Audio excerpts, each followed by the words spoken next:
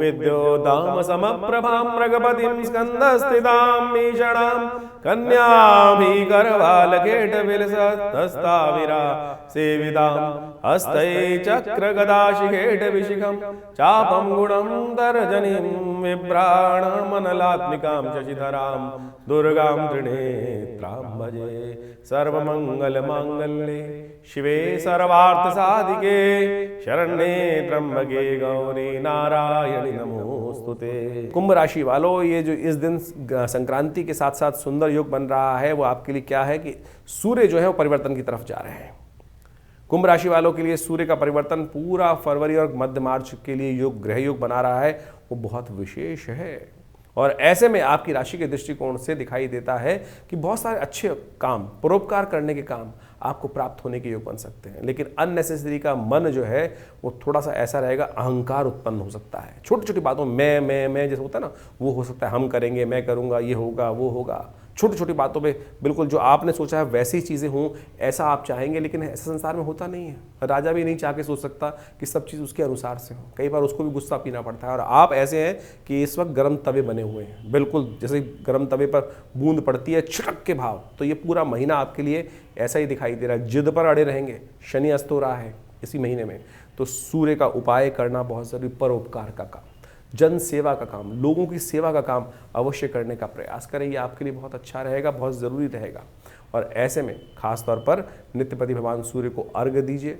उसमें अर्घ्य में थोड़ा चंदन डालकर, थोड़ा पीला पुष्प डालकर नित्यपति भगवान सूर्य को अर्घ्य दीजिएगा। यह सूर्य का नेगेटिव प्रभाव हो सके तो थोड़ा नमक का त्याग करें, नमक कम खाएं। यह आपके लिए दिव्य उपाय है, ये अवश्य करने का प्रयास करें। कुंभ राशि वालों को ये जान लेना चाहिए कि पूरा महीना जो है मार्च के मध्यकाल तक थोड़ा सा आपके लिए अननेसेसरी जिद बढ़ाने वाला और ऐसा रहेगा। लेकिन फिर भी आपके वर्चस्व को बढ़ने के योग बनते दिखाई दे रहे। सूर्य आपकी राशि में आ गया है तो थोड़ा सा आपके वर्चस्व, कीर्ति को बढ़ाने के योग बनाएंगे। लेकिन इसके साथ साथ शनि और बुध के अस्त होने के कारण से जो वो नेगेटिव इम्पैक्ट है उसको दूर करने के लिए ये जो उपाय बताएं ये करिए, कल्याणकारी योग बनेंगे। ज्योतिष की कालगणना जो है वो वास्तविक तौर पे आपके समय को किस प्रकार से आगे आने के योग बनने हैं वो सब आपको अवगत कराती है। और इस क्षेत्र के अंदर जीवन में हम समय परिवर्तन की तरफ जाता है और हम आपके समक्ष समय समय पर आपके ग्रहों के परिवर्तन को देखते हुए, आपकी कुंडलियों को देखते हुए, आपकी राशियों को देखते हुए सारी विवेचना यहाँ उपस्थित करने का प्रयास करते हैं। बहुत सारे लोग अपने प्रश्नों को व्हाट्सएप के माध्यम से भेजते रहते हैं और कई तो बहुत सारे लिखते भी हैं लोग। देखिए ज्योतिष जो है ना उसमें व्यक्ति जो है हर जीवन में परिवर्तन का, अब जन्मपत्री पर पूरी रूप से संवाद के बाद यहाँ पर इस चैनल के माध्यम से कुछ विवेचना उपस्थित करना तो बड़ा मुश्किल कार्य है। राशियों के हिसाब से एक गोचर का दृष्टिकोण जो वास्तविक तौर पे जन्मपत्री जो है 12 खाकी की ही है और जो 12 खाकी है उनमें 12 राशियां पड़ी हैं। उन राशियों के हिसाब से यदि प्रत्यक्ष रूप से समझें तो इसका भी एक बहुत बड़ा प्रत्यक्ष प्रमाण है, औचित्य है, अनौचित्य नहीं है। ऐसा नहीं है कि उसका औचित्य है ही नहीं, प्रैक्टिकलिटी है ही नहीं। बिल्कुल राशियों के अनुसार से बिल्कुल प्रत्यक्ष बहुत सारे चीज़ों को समझा जा सकता है। आपकी जन्मपत्री मूल रूप से है, बहुत कुछ है, लेकिन उसके बाद भी गोचर का प्रभाव जो राशियों के अनुसार से समझा गया है, बताया जाता है, वो बिल्कुल सबसाइड नहीं किया जा सकता है। उसको बिल्कुल प्रत्यक्ष रूप से प्रमाणित रूप से ही उपस्थित किया जाता है। हम प्रयास करते हैं इन समस्त बातों को आपके समक्ष अपने इस संवाद के माध्यम से रखें। समय समय पर परिवर्तन जो होता है उसका प्रभाव हर व्यक्ति पर पड़ता है। लेकिन देखिए मूल जन्मपत्री भी बहुत कुछ है, उसके अंदर विंशोत्तरी दशाएं, आपके ग्रहों की इंटरनल स्थिति क्या है, किस प्रकार से है, ग्रहों का योगा योग किस प्रकार से है।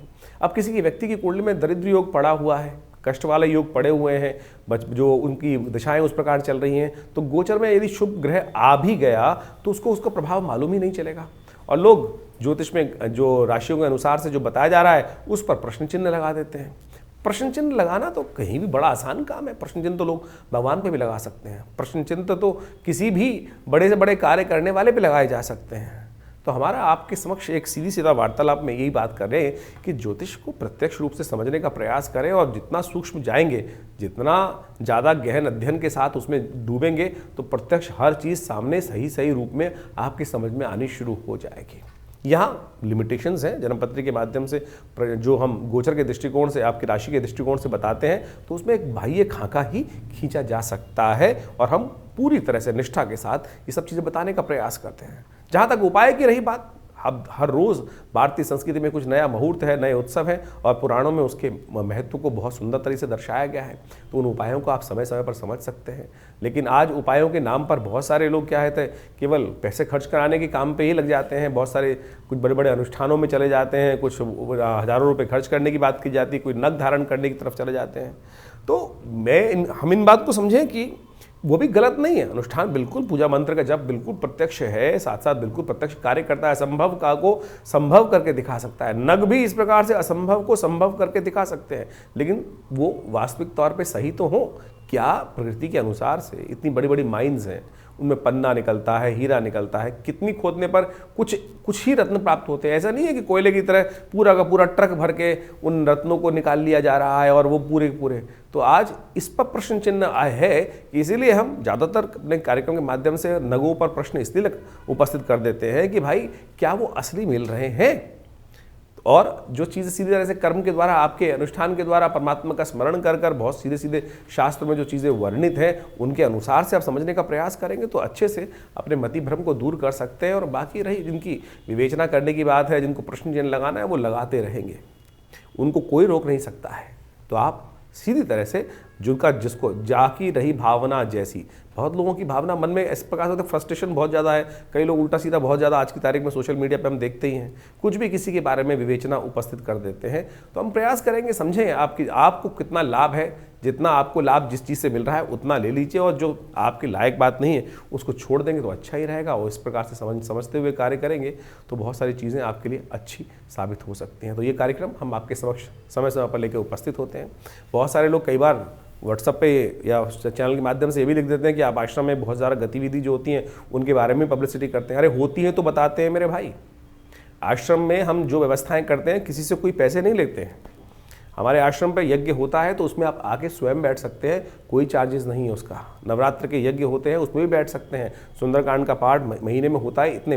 बाकी सब लोग जहाँ संस्थान जहाँ चल रहे हैं वहाँ ना पूजा बहुत हो रही है ना कुछ हो रहा है। किस प्रकार से केवल हमारे यहाँ प्रत्यक्ष रूप से होता है, और प्रत्यक्षम किम प्रमाणम, आप जिनको बैठना है आप आके बैठें। हमारे यहाँ तो सामग्री इत्यादि, भंडारे इत्यादि की उसकी भी किसी से दक्षिणा नहीं ली जाती है। तो मेरा इसमें आप सब लोगों से अनुनय विनय के साथ है कि हमारा ये संस्थान लगातार कई वर्षों से, 70 वर्षों से 60 वर्षों से कार्य कर रहा है और परमात्मा भजन में लगा हुआ है, सत्य को सामने लाने के लिए लगा हुआ है। तो इसलिए आप पवित्र हृदय के साथ हमारे इस कार्यक्रम के साथ जुड़े हैं तो उसके साथ जुड़े रहेंगे तो अच्छा ही होगा। परमात्मा का स्मरण होगा, भगवान का नाम जप होगा, और बाकी संस्थान तो बहुत सारे कार्य कर ही रहा है। हमारा विवेकानंद योगाश्रम पिछले करीब 60-70 सालों से लगातार लोग सेवा, हॉस्पिटल, जन सेवा, भंडारे, हज़ारों भंडारे हम साल में करते ही हैं। तो आप भी उनके साथ जुड़ेंगे तो लाभ होगा। धन्यवाद, नमस्कार।